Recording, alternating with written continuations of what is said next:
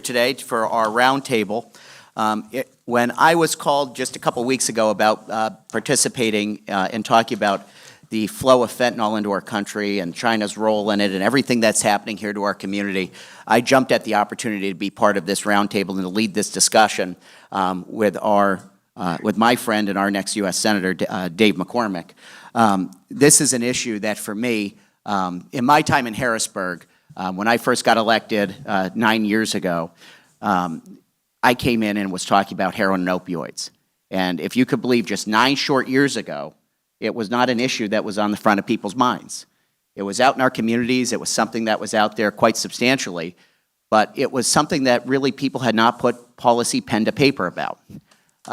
Myself, in my freshman year as a legislator, founded the Heroin and Opioid Prevention Education Caucus, which had not existed in Pennsylvania. I actually formed it with now Pittsburgh Mayor Ed Gainey, who was a state representative at the time, to lead a discussion that eventually became bipartisan, bicameral. We had a House Republican, House Democrat, Senate Republican, Senate Democrat, talking about how we're going to address the heroin and opioids that are flowing into our community and killing people by the hundreds, by the thousands, all across Pennsylvania. And a lot of these stories are personal for me. Just the era that I grew up in, a lot of people my age passed away, got hooked on one way or another. People that I grew up playing Little League with, playing basketball with, people that you would never think that this could affect. But it affects people from all walks of life. It doesn't discriminate who you are, where you come from, what your socioeconomic class is. People all over have been affected by this.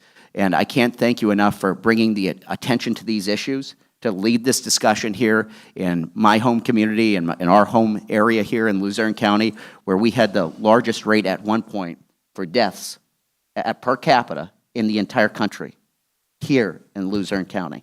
Not a statistic that we're proud of, but one that we are going to fight against day in and day out. So it really is with the deepest humbling and true honor that my friend, a man from Bloomsburg and a military veteran and truly somebody who has gotten to be so well known in our community, West Point graduate, combat veteran, Bronze Star recipient, right? I'm not sure what else I might be missing, but truly a friend, our next U.S. Senator, Dave McCormick. Thank you. Thank you. Thank you for that really wonderful introduction. Take a minute session, then I did. Thank you for that, Dave. Good afternoon, everyone. My name is James Fitzpatrick, and on behalf of Building America's Future, I'd like to welcome you to our ongoing America's Future Tour. This is a policy series launched late last year to address some of the most pressing and important issues of our time. The mission of Building America's Future is to inform and empower Americans to take ownership of our country's policy direction and demand that our government at all levels enact policy reforms to improve the lives of Americans and make America's future strong. Today, as Representative Kaufer discussed, said we are discussing the growing threat that China poses to America, specifically the role that China has played in the flow of fentanyl across America's border and into our local communities right here in Luzerne County. As a thought leader on this topic with deep experience in national security and international economic policy, we look forward to hearing from our special guest, Dave McCormick, on his perspective and how the U.S. should address this issue now and in the future. We are also lucky to be joined by a well-rounded panel of members from our local community who have firsthand experience with this topic. So with that, I think I'll kick it back to Representative Kaufer and our special guest. Well, with that, all right, thank you. Thank you. I'll turn it over. Can everybody hear me okay? Is my mic working? Terrific. Well, thank you all for coming. Thank you, Representative Kaufer, for what a great leader you are for this community. You are going to be sorely missed, although I know this is another chapter here for you in terms of our great Commonwealth. And thank you, all of you on the panel. What a great group of people, and thank you all for coming. This is a moment for our country where we're truly challenged by a threat on the horizon in China, unlike any threat that we've had in our lifetimes. I was a soldier during the Cold War. when we were talking about the USSR. This is a dramatically different kind of threat, an economic powerhouse that is threatening U.S. technology leadership with a strategy, a vision of being a techno-authoritarian power that displaces America as the sole superpower in the world. It's a military threat, a military capability that's unlike anything we've ever seen in the world, and a geopolitical threat that could ally with many of our other adversaries like Iran and others. So this is a huge threat. And in America, our leadership, really both parties, for many years has been asleep to the nature of that threat. And it's only very recently that our policymakers have started to wake up to the true challenge that China poses. And so as part of my campaign, I'm driving across the great Commonwealth of Pennsylvania, talking about the issues that will most affect Pennsylvanians, and one of them is how we confront China as this key adversary in the world. Outside is my bus, which I just launched this weekend. It's Fighting for Pennsylvania's Future bus. I want to encourage you all to go sign the bus on the way out, because what we're trying to do here is create a movement of Pennsylvanians, not specific to Republicans, it's across our great Commonwealth, who want to come together to put the right leadership in place to address the challenges facing our country. And top of the list is China. About 6 or 7 weeks ago, I gave a speech about China, about the threat that it posed, and I laid out 6 bans, 6 policy steps that I thought our leadership should take, and I challenged Senator Casey, my opponent. These are things he could have done, should have done, to show leadership in addressing this very profound threat. And these are bans and policies I've recommended because of our growing dependence on China, the fact that in many ways we're supporting China's growth and its capability to take on America. And in many ways, China's actions are really threatening us at our core. And I laid out 6 bans. The 6 bans were to eliminate most favored nations trading status, PNTR, for China, and removing China from the World Trade Organizations, because I made the case that China's not been following the rules. The second thing I recommended was that we stop growing our dependence on China with all these huge programs the Biden administration's put in place, Senator Casey's voted for solar panels and lithium batteries. Ironically, at a time where we should be less dependent on China, we're becoming more dependent on China because of this huge push and making ourselves, our supply chains, dependent on China at a time when China's increasingly an adversary. I made the argument that we should ban purchases of farmland across our great Commonwealth and across our country. China is buying up millions of acres of farmland, which threatens our food security and also poses other threats. I made the case that America should stop allowing companies and allowing investors to invest in China in a way that's going to support China's military capability, in a way that's going to support the Communist Party. We literally have investors in the Silicon Valley that are investing in artificial intelligence companies that do business day in and day out with the PLA, the People's Liberation Army.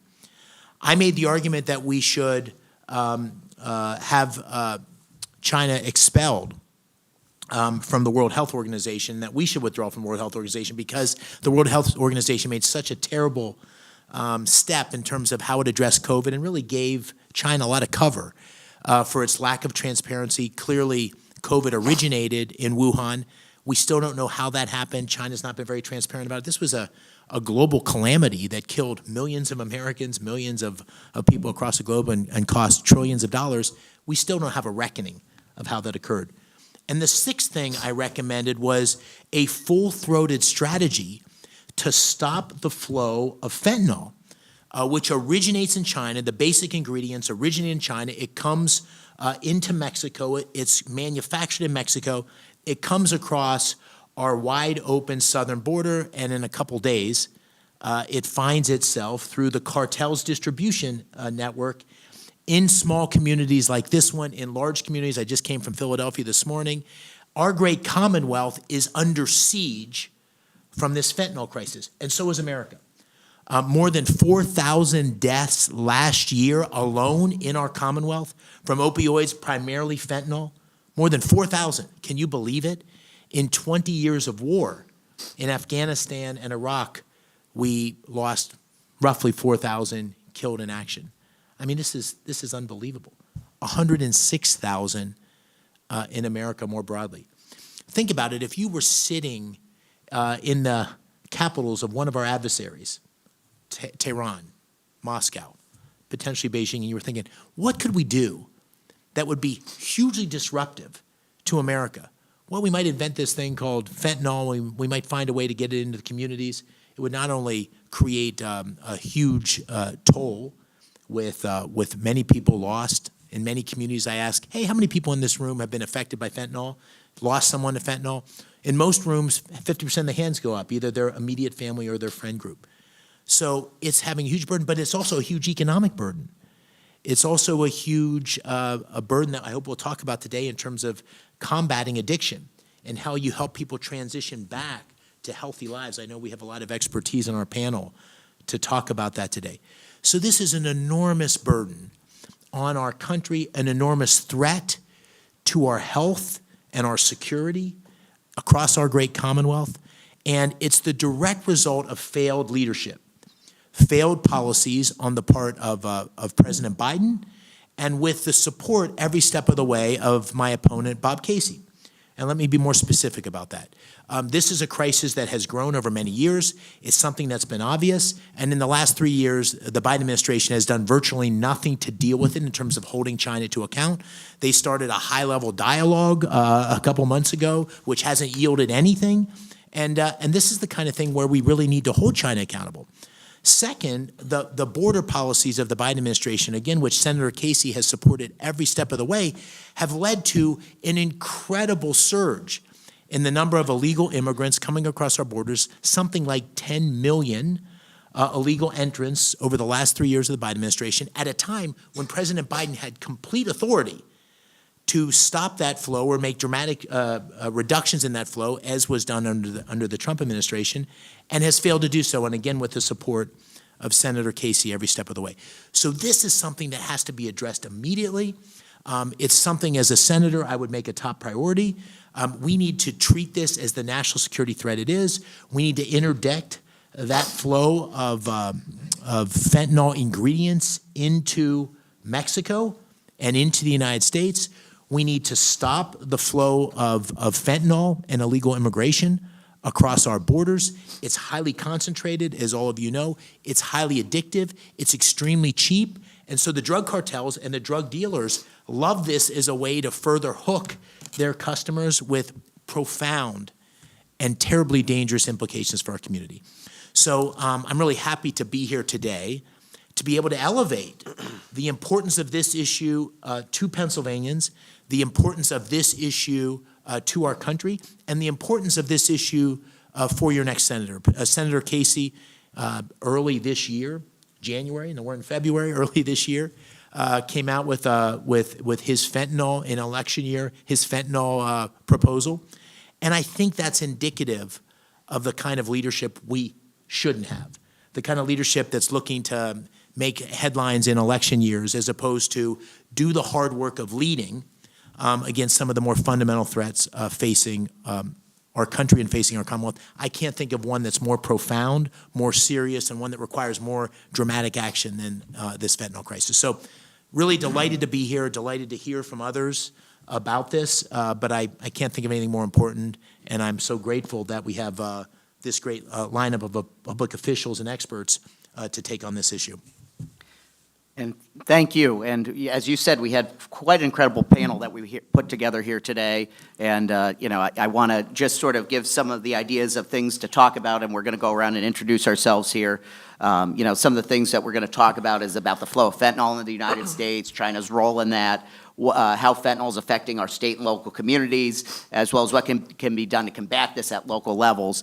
I'm going to start here with our district attorney, Sam Sanguadolci for Luzerne County. Been our district attorney for, I don't know how many years now. I've lost track of them. But Sam, why don't you get us started on this? Sure. As Aaron said, I'm Sam Sanguadolci. I've been the district attorney here for almost 4 years, and I've been a prosecutor in Luzerne County since 2002. had the honor of serving as an assistant district attorney prosecuting mostly drug crimes with Chief Kochik, who was then in the trenches, and Detective Polka, who worked for Kingston and still worked for Kingston, but made it a policy in Kingston that we're going to seek the maximum penalty for trafficking in things like cocaine, heroin, methamphetamines, and we actually saw that reach a pretty successful conclusion in many, many cases, to the point where we would actually catch drug traffickers on wiretaps saying that they would not come to Kingston to deliver because the sentences became so harsh. So that's a testament both to the work of these two with the Kingston Police Department, but also to the fact that harsh sentences work. So we see fentanyl, we've graduated somehow from heroin to fentanyl, and it's all over. It's in every drug we test, whether it's intentional or it's cross-contamination. We're seeing it in marijuana joints. So you think that's a safe drug that you can try out as a high school student or a college student, and it's killing children to the point of over 200 overdose deaths in Luzerne County every year. So I'm happy to be a part of this panel. I'm happy to speak to the effects on our community, but by way of introduction, those are some of the things that we've seen from both a local municipal level and a county level. And to Sam's right, we also have our county council chair and professional firefighter, John Lombardo, is here. John, you want to quickly introduce yourself? Hi, everybody. My name is John Lombardo. I'm the chairman of Luzerne County Council. I was recently elected in 2021. I served for 2 years as the vice chair of county council, and this January, in our reorganization, I became the chair of council. And although Luzerne County does certainly, as Aaron said, have one of the highest opioid death rates in the nation, certainly in the state, I actually didn't agree to be on this panel because I'm the chair of county council. I agreed because of my full-time job as a first responder. I have seen firsthand on the streets on an almost daily basis what happens when our youth is affected by opioids. I can name you 1,000 examples of situations I've been in where, I've seen people I know, friends. I've had a coworker that actually passed away from an opioid overdose. And it's something that has been very, very horrible for this area, for Northeast Pennsylvania. We are just looking for any way possible to try to resolve the situation. And certainly, Mr. McCormick, I certainly hope that you get elected because our current senator is just not performing. And we really need leadership here. And it's been very sad and very tough. And I know that Representative Coffer and Cabell have been working to get some increased funding for our fire and EMS services, which will certainly help. So we really appreciate that. Thank you very much. Thank you, John. We have Kingston Borough Police Department Chief Rich Kochik here with us as well. Chief? Good morning. I've been employed with the Kingston Police Department for 25 years, and 15 of those years I spent in narcotics with Detective Polka.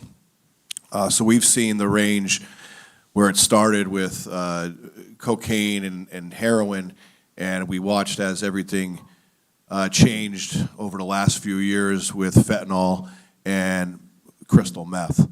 Myself and Detective Polka, we're not here on any political agendas. We're here to speak the facts of what we've seen on the streets, what we see on the streets, and inform everybody of, what's really going on out there. I don't believe it's not safe for anyone buying street drugs right now to not have a thought in their head that the drug may be laced with fentanyl. We have had overdose deaths, and one of them included being a marijuana joint, or where it was actually the person died and it was laced with fentanyl, and that's what was the reason for their death. The flow of fentanyl coming into this country, I've never seen anything like it. The fight that we have put on for many years, it hasn't gotten any easier. Detective Polka will speak a little bit in detail to that. 4 years ago, I left narcotics and took the chief's position, but I stand where I always stood on the war on drugs, especially what we're seeing today. The fentanyl and the methamphetamine coming through Mexico has become unbelievable. I think District Attorney Sangalducci did speak about a lot of the other factors, some of them being family, but, we'll get into that in a little while in reference to how we see things and how things, how we should see things going in the future. Next, Do you mind if I ask, Chief, are you seeing gang activity? Like, what is the distribution network look like, and how has that changed, in your opinion, in recent years? There's definitely gang activity in our state and in our county, and that has increased quite a bit over the last few years. And a lot of the majority of the distribution is coming from gangs. And obviously with gangs and drugs, you have violence that also has become, we're seeing a lot of violence, a lot of shootings, and a lot of homicides. and I think that's a good transition over to Detective Edward Palka, the detective, to speak about what you were partners with the chief for 15 years, as we joked before coming up here, longer than most marriages these days. But if you could give a little bit of your background on this as well. My name's Detective Edward Palka. I've been a Kingston police officer since 1998 and part of the Luzerne County Drug Task Force since 2000. I was specialized into narcotics in 2005 when I became a detective, and I've stayed there since. I've seen from, like the chief said, going from heroin and cocaine to strictly fentanyl. As a matter of fact, I haven't seen heroin. The cases that we have now have no heroin. I haven't seen heroin in actually over a year. It's just been straight fentanyl. I believe that's due to the ease of manufacturing. You don't need the poppy plants and things, the opium for heroin. You just need to get man-made chemicals. I have personally never had any cases that went back to China. My stuff stops in Mexico, but we do have instances where somebody would overdose in Kingston, follow it to the next person. That person deals from Pittston, and then that person gets their stuff from somebody in Wilkes-Barre, who gets it from Philadelphia, who gets it directly from the cartels down in Mexico. So we have had cases that have gone that far. We've arrested cartel members coming from Mexico up to our area, and that seems to be the trend now. The drug trafficking organizations, there's a lot of Mexican cartels members that are here, not necessarily in street gangs like the Bloods and Crips and things, although they are extremely prevalent in our area. So it just seems to go from Mexico to the different gangs and drug trafficking organizations here, and then it goes on to our streets. One of the questions I was asked prior to is the range of people it affects, and it affects everyone, poverty-stricken to very wealthy, people that are young to people that are old. However, we don't get a lot of older people here just because of the fact that if you're on fentanyl too long, you're dead. You don't make it to be an old person. So I would say that the demographic is mostly younger, but that's just because if you stay on it for too long, you're not going to get the chance to get older. And it's amazing. We see it in the news, talking about the border and seeing what's happening there, and really how it affects, having the drugs directly of what you're talking about come from, the border, our southern border, and then be here is really how it affects our community here in northeastern Pennsylvania, thousands of miles away from our southern border. It's amazing to think of the impact that has in our area, just from your experience. That's Aaron, just so you guys are aware, when it comes to the officers, every officer in my department is equipped with fentanyl, or I'm sorry, with Narcan. Narcan, with Narcan, and they use it a lot. They've saved a lot of lives, but it's a requirement now. You have to have Narcan, and you're supplied with it, and you have to have it on you at all times.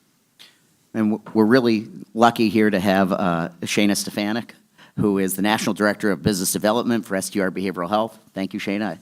If you could please introduce yourself. Sure. My name is Shayna Stefanik. Like Representative Coffer said, I'm the National Director of Business Development as my career choice. But more importantly, I'm a woman in long-term recovery. So I heard many good things mentioned about timelines and the change from heroin to fentanyl. And I'll be coming up on 9 years of sobriety. And it's funny that you mentioned that timeline because that's exactly when the change started to happen. There is no more heroin on the streets. It is pure fentanyl. And I'm here to help with like the stigma and the understanding that, the individual is not going from, something to maybe smoking weed to using fentanyl. It's actually starting with pressed pills, so that are coming from China. An individual, especially our youth, it's the teens are the prime age to experiment with substances, marijuana, weed, pills, whatever that looks like. And unfortunately, they're experimenting once and dying because the pill was ordered online or whatever that looks like, and it contains fentanyl, which is extremely deadly. So I'm glad to be here. Thanks for having me. Thank you for being here. Last but not least, my colleague, Representative Mike Cabell, who has an extensive background in this field. Mike, you want to introduce yourself? Sure. Thank you, Aaron. Thank you to Dave. Dave's been, this is the second time that I've seen him in Luzerne County. I could say that's more in 1 week than I've seen Bob Casey in Luzerne County in over a year. So thank you, Dave, for spending so much time here and recognizing that this is an important part of Pennsylvania's. My background is in behavioral health care, is in addiction. So I co-founded Silver Pines Treatment Center back in 2016. Shannon was one of our first employees, actually. I have a unique experience and background where, as a policymaker and having a former background understanding behavioral health and addiction, it really drives the way we make decisions. Being on the Human Services Committee, it's really powerful to be able to bring that voice to the legislature. So I also want to talk a little bit quickly about how I'm really excited. This is a prime example of how policy and how discussion should happen top down. We have, hopefully our next U.S. Senator, state. We have community shareholders, county, and municipal. This is how we solve problems. So I'm unbelievably excited to be here, and thank you for everyone who's here sharing. So, let me bring us back together. We'll start the discussion here that everybody's now had a first chance, and I'm going to put our special guest here on the spot first here. We got to hear a little bit from some of our testifiers here, and I want to recognize our host, Building America's Future, who brought us here together to discuss China and specifically how the CCP has their influence on the drug crisis that we have right now. We're seeing it flow through our southern border. What actions can we, what does America need to do right now to stop the fentanyl from coming into our country, killing thousands of Americans each year here in northeastern Pennsylvania? What can we do from a policy standpoint that can help us address this issue? Well, I think there's what we need to do here at home, which I'm not going to touch on because I want to hear from others here and get some real insight. But I think in terms of internationally, we need to put an enormous amount of focus, pressure, and elevate the dialogue, elevate the action around stopping the flow of these ingredients from China. So what's happening, as I said, is the ingredients, for the most part, are coming into Mexico, and then the fentanyl is manufactured in Mexico. So step one is interdiction. Step one is sanctions. Step one is dealing with China, and elevating this issue is one of the, if not the most significant issue facing Americans. Think of it almost like the kind of action that we took when after 9/11 at the terrorist threat coming into our borders. Well, think about what fentanyl is doing. It's killing 106,000 Americans a year. I mean, how much more of a threat do you need to see to elevate this as one of the most consequential points of conflict and needed action as it relates to the Chinese? To the point of thinking about how we use our Coast Guard, our various law enforcement to ensure that we interdict those chemical ingredients from coming into the country. So part of this is U.S.-China. The other part of this is the southern border, which seems so obvious, but that's where the preponderance, that's where the large majority of fentanyl, manufactured fentanyl, comes into the country.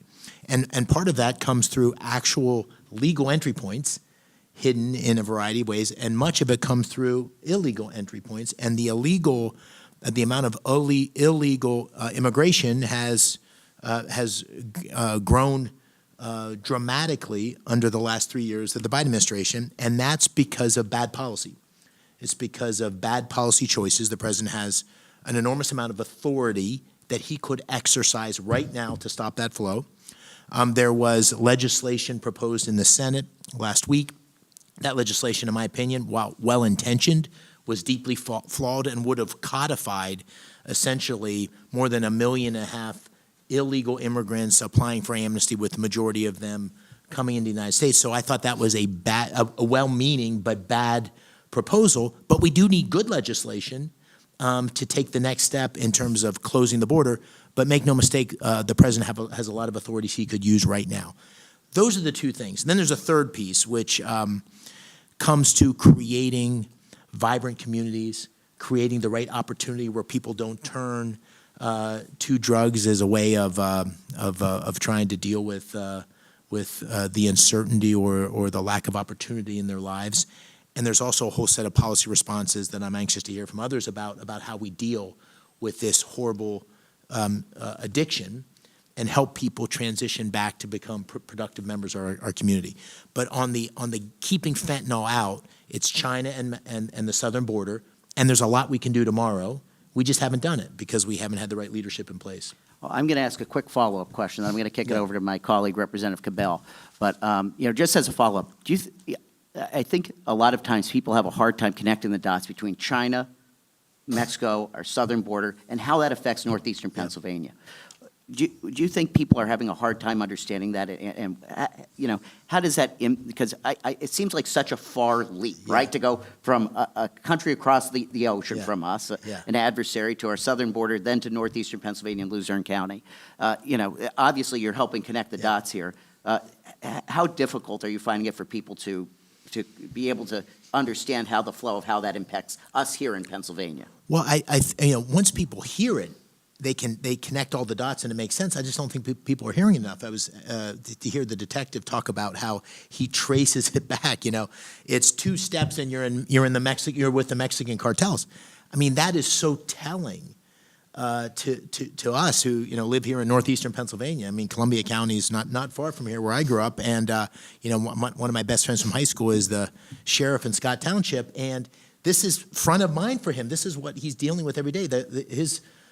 His officers carry Narcan in the same way yours do, but there also is potential physical risk to them if they come in contact with the fentanyl as part of the bus. So this is like, we're living with it in our communities, and I think we need to do a better job, and which is what I think we're trying to do today, of making sure people can connect the dots of how insidious it is, how much it means to them, and it's directly the result of the actions or actions we're taking or not taking in dealing with these 2 prominent issues, the border and our relationship with China. And, the amazing thing about the southern border is the degree to which I went to the southern border during my last campaign. I literally stood on one side of the Rio Grande with the Border Patrol. They pointed up into the hedgerow, and you could see folks in the cartels pushing people across. And most of the people that are coming across have some sort of obligation to the cartels in some form or another. And in 48 hours, they're released, waiting for an amnesty trial, which will take place, 3 years from now. And in 48 hours, the cartels have a network that moves this all across the United States. And of course, the bulk of the population of the United States is within 300 miles of where we're sitting.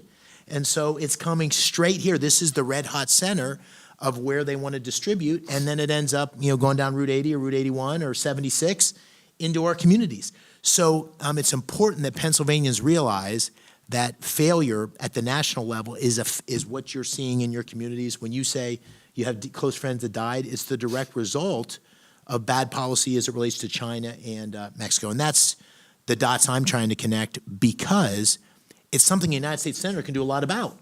This is in the sweet spot of where a United States Senator can show leadership, and that's what I'll do. Thank you. I'm going to kick it over to Representative Cabell.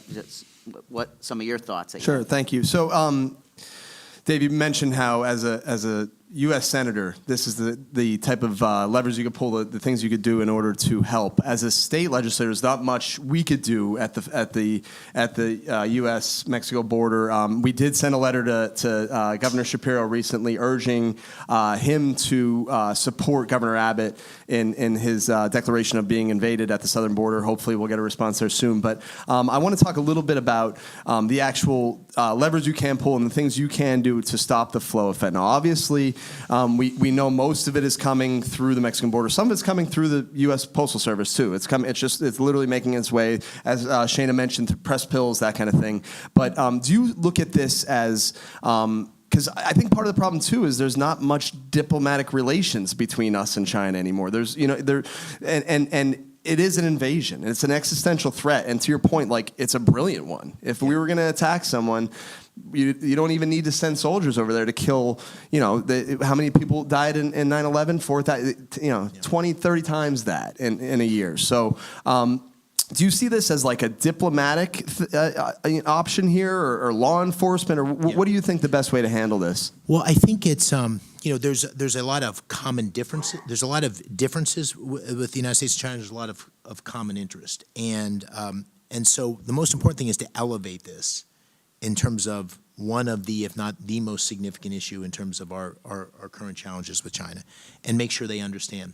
And then I think it's the kind of thing where we probably need to take action in terms of elevating the risk, elevating the actions we'll take against interdicting this coming across our borders or coming into Mexico from China, and really put enormous pressure on the shipping lanes, all the pressures, all the vehicles by which the ingredients might enter Mexico. I don't think it's diplomatic in the traditional sense. I think this is an issue of such national security significance that we need to treat it as such. And I don't think the tone or the actions that the Biden administration has taken are consistent with that level of urgency and threat. And I think the same is similar with Mexico. So I'm, as you know, I'm a former soldier. I take the use of military force very seriously, and I think it's very important to be thoughtful about how we do that. But I think these drug cartels are such a threat that we should consider also, hopefully in concert with the Mexican government, of taking limited military action to stop the cartels from pushing fentanyl into across our borders, and that's something that happened to some degree in the drug wars in Colombia, where U.S. forces supported that. I think we need to think about that as that. I think that the consequences of not stopping this are so large that we need to sort of break the glass in terms of the actions we would consider. So when you start to talk about it as a national security threat, let's call it a battle against terrorists that would kill 100,000 Americans a year. We'd say, let's deploy the 82nd Airborne, right? We now have a war that's killing 106,000 Americans a year, 4,000 Pennsylvanians last year, and I don't hear anyone, frankly, or not enough people saying that's a war we got to fight with all our powers, and this is no joke. So that's how I thank you, and I'm confident you're the person to help us lead this charge. So thank you, great answer. I'm going to switch over. We're going to go from the state level now to our county perspective here. I'm going to turn it over to our DA to give some perspective on where if you want to jump in here, Sam. Well, I would like to jump in for several reasons. I think, number one, universally, the tone about addiction has changed for the better in that sense. I think 10, 15 years ago when we would talk about it, it was always, it was somebody else that happened to. It was somebody who got themselves in that situation, and it wasn't hitting that close to home. And partly because of the opioid epidemic, I think largely because of the opioid epidemic. Unfortunately, it brought it home to where now everybody knows somebody that is affected by it. And on one hand, I think that's positive. We're getting people the help they need. We can't, it's become almost a cliche now, can't arrest our way out of the problem. On the other hand, directly to the point that Representative Cabell and Dave are talking about, there are people that should be blamed. So this influx, it was by deliberate design to get people addicted. I firmly believe that we went from heroin to fentanyl, which is extremely cheap to manufacture and extremely easy to manufacture, and is now killing people in record numbers. So I think those people, right from the traffickers, which our office can have something to do with, our local police department, our county can have something to do with, we need to see bigger penalties for the people that traffic in these drugs, right all the way up to the cartels and perhaps government officials in other countries that are encouraging this to cross our border and make it, listen, we're not close to the Mexican border. We're almost as far as you could get in the United States, and yet it's a daily problem that we have to deal with that's costing our taxpayers millions of dollars in resources, both to help fight addiction and for the law enforcement and first responder perspectives. So I think people need to be held accountable, and we need to see a leadership that will do that. Well, Chief, I saw you writing notes as he was talking too, so go Well, ahead. I'll just touch base on being held accountable. We always enforced school zones in our area. And that was, Sam was an assistant DA. We were just getting rolling in narcotics. And that was a big thing for us because Kingston is filled with schools. So everywhere you turned, there was a school or a playground, and drug dealers obviously had nowhere else to sell. They had to sell in these school zones. There was mandatory sentences that applied to all these, and we enforced them heavily. I think when we mapped it out, I mean, there was very little of Kingston that wasn't a school zone or a playground in the area, and our sentences, every one of them was getting sentenced to mandatory minimum sentences, and then they did away with it. And I believe Sam would be able to answer why, but they did away with that, and that was probably back in 2000, maybe 15, Ed? Oh, at least, yeah. Yes. So that resulted from appellate cases, the way that was written. They decided those factors to give mandatory sentences had to go to a jury, and it was never fixed in the legislature. And I call upon our legislature to fix it. I can't think of a good reason, unless you're a veterinarian treating an animal the size of an elephant, to lawfully possess fentanyl. If you're trafficking in fentanyl, there should be a lengthy sentence so that you don't become a problem on the streets of Luzerne County any time in the near future. And I think it's incumbent upon us, we do see cases where people suffering from substance abuse will sell a little to try to support their habit. That is not difficult for people to discern. So the people that are trafficking for profit in major quantities, they need to be put in jail for lengthy periods of time. Those long sentences do work. It helps us push these drugs outside of Luzerne County and hopefully outside of the state of Pennsylvania. And we, the narcotics division that currently operates out of Kingston now, we're part of the Luzerne County Drug Task Force. We're also attached to agencies like ATF, connected with DEA, what have you. We follow the leads that we have. Every death, every overdose death that we come across, we investigate until we can't investigate anymore. And the detectives that do that currently, if there's something to go on, we will investigate. And if we can arrest you, and we've followed the chain, and we've arrested several people involved in a death of someone that overdosed on fentanyl. So we will do that, and that's something I think, Sam and I have talked about in length in reference to continuing that practice and holding the people accountable for what's going on. So just very quickly, Ned, you were telling me some of the statistics between 2000 to now, or roughly now. What were those numbers that we saw in what you've seen? So in 2010, Chief has us fill out a stat form every year and what we confiscate and what we don't. In 2010, we roughly confiscated, I think it was 3,600 bags of heroin. Roughly 50 bags will equal 1 gram.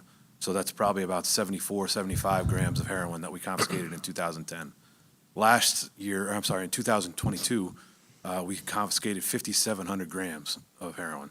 So an astronomical, it wasn't heroin, it was fentanyl. Fentanyl, yeah. So it was a astronomical. Those numbers are huge. From 74 grams in 2010 to In 12 years. 5,700 grams. It's a huge spike. One of the things that they were touching on one of the things I get aggravated with is when you hear the jails are filled with people that are just have a problem. That's really not the case. We have, the district attorney's office has gone through a lot of research and done a lot of programs. One of the pilot programs they started was to get the people that need help, people that are using and not dealing, they're just using and in danger of dying, they end up getting deferred prosecution. I believe that our case was one of the first cases that we put a husband and wife in there. They ended up accepting the program. If you don't complete the program, then you get the charges filed on you and you do get probation. These people went through it and now are speaking at things like this. That stuff works, you know, and the harsh sentences, they also work, but they're not for the people that are using. Detective, do you have a treatment court in Luzerne? I know there's a Yes, treatment court. absolutely. Okay, Yeah, so there's treatment absolutely. court in Lackawanna too. And has that been effective? Like what- Absolutely.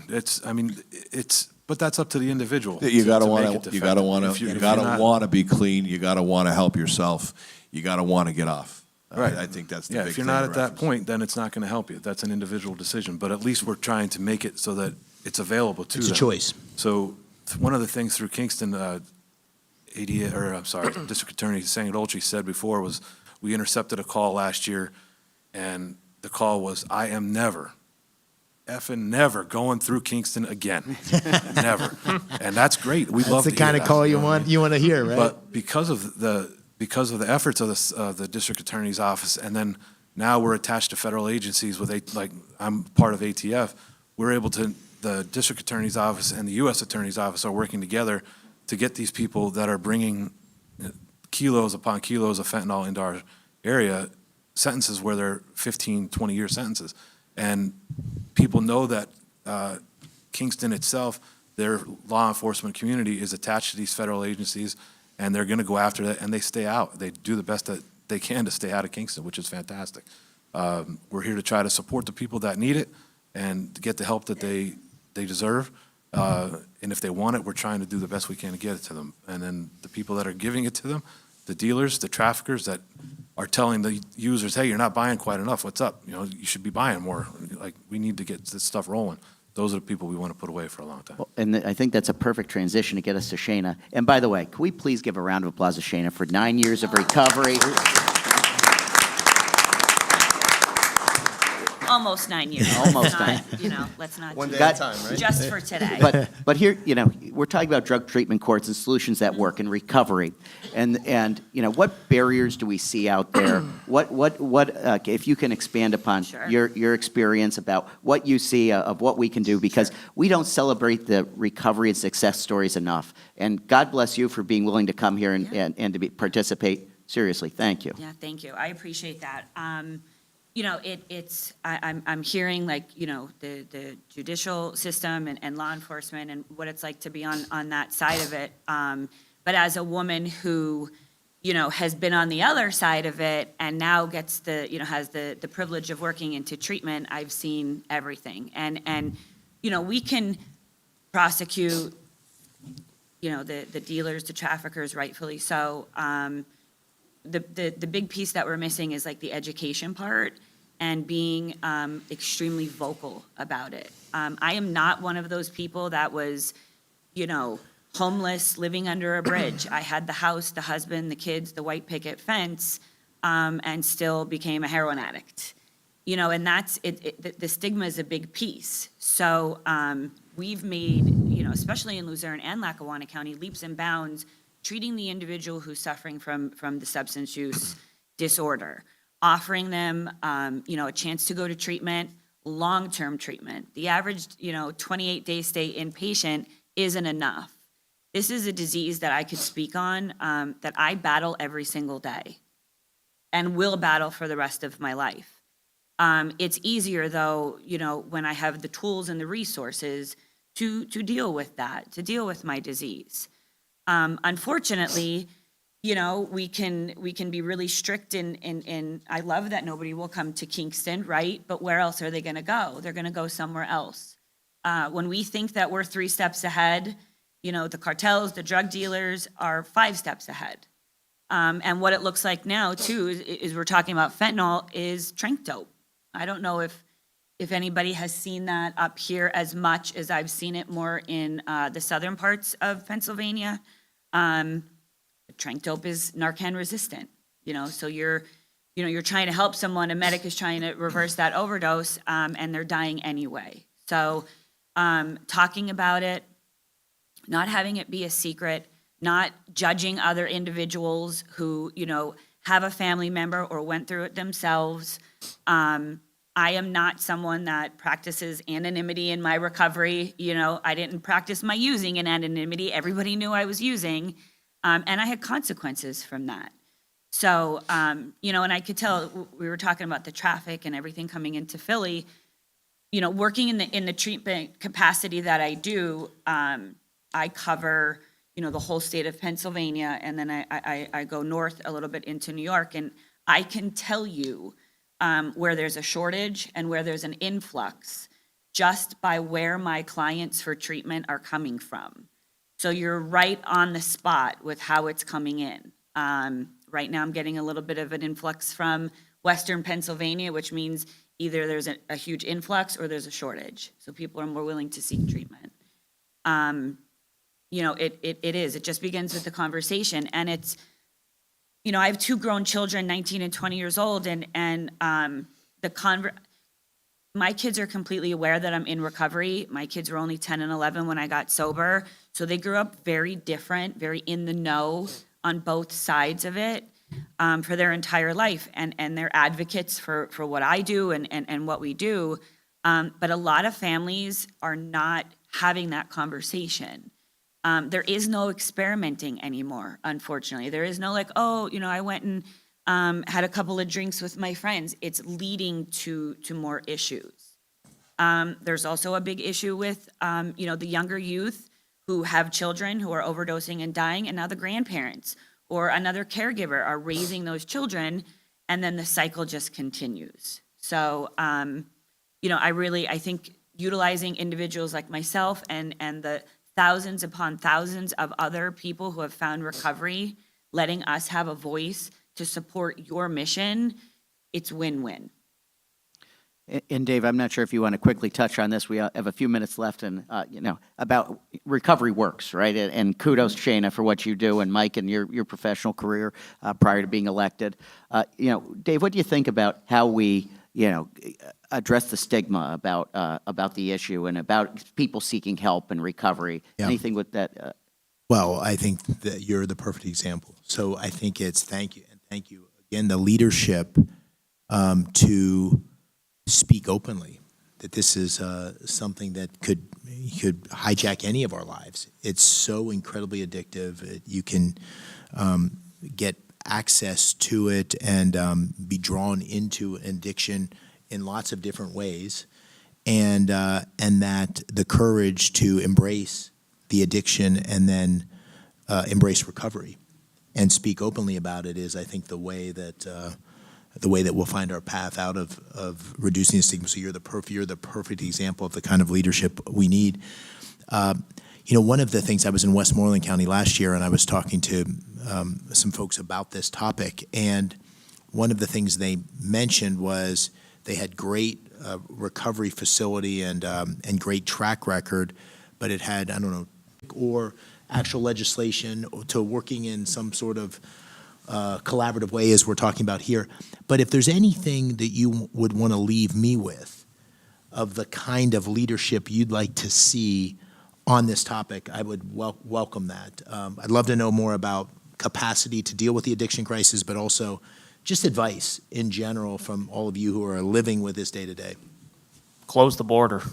Yeah. That would be one thing in Mexico. It's so many of the drugs, that's where they're coming from, and we seriously need a better immigration policy than we have right now. The flow of narcotics coming into the country is unbelievable. But we also, I think, need to take a look at education.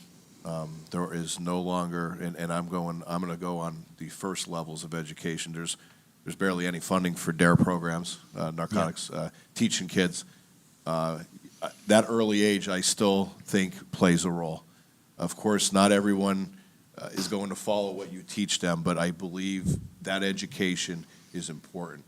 And also funding, more funding to fight the battle, to go after the people involved in selling and pushing this stuff through our communities. There really isn't a lot of funding out there to assist with that, and your hands do get tied. Yeah. Well, we have to begin to wrap it up here. I do see that we're right at the 12 o'clock deadline here, and so I want to just give a couple, clearly from our discussion, there's no magic silver bullet, right? It takes a lot of what we're talking about between the flow from China, the southern border, between what we're seeing in our communities and law enforcement and education and recovery programs. There's a lot that this all comes into, and I just want to leave you, Dave, with if you have any last final thoughts here before we wrap this up. And once again, let's give Dave a round of applause for joining us here today. Thank you. And for our incredible panel here. Thank you. Thank you. Thank you for moderating. What a great panel. I want to again thank Building America's Future for organizing and underwriting these dialogues, because I think it couldn't be more important. I want to thank this incredible panel. I mean, it's like perfect in terms of people with different perspectives actually know a lot about the details of how this is destroying our communities, how fentanyl is destroying our communities and what to do about it. So thank you for that. Thank you, those of you who have come in the audience to participate. Yeah, I just want to leave you with I think this is a political statement, but it's more of an American statement, which is, people always get around election year say, this is the most important election of your lifetime. This is the one. This is the one. But I want to ask you, particularly those of you a little long in the tooth like me, to think about your life and ask yourself whether there's ever been a more important election. I don't think so. And there's all sorts of reasons that most Pennsylvanians think the country's going in the wrong direction. It's not a Republican Democrat thing. Both parties, 80% of Pennsylvanians, 80% of Americans think the country's going in the wrong direction. So this is the moment to engage. This is the moment to participate. This is the moment to be part of a movement to get the right leadership in place to take our great Commonwealth and our great country in the right direction. And so I take all of your participation today as a reflection of your feeling the need to engage, and thank you for that. I'm going to do everything I can to help lead the charge with the kind of policies, the kind of dialogue, the kind of leadership that we've had today, because that's what it's going to take to fix our country, and that's what it's going to take to solve these incredibly difficult, intractable problems like fentanyl. It's going to take leadership, and we've got great examples of it up here on this stage with this group of people. Thank you all very much. Well, hey, we have to wrap it up. We're on a timeline here. I'll come back and see you. Well, Thank you. I just want to thank everybody once again, Building America's Future, putting this together. Thank you once again to our panelists. We're at our time restriction here, and thank you once again to our special guest, Dave McCormick, for being here. Thank you, everybody.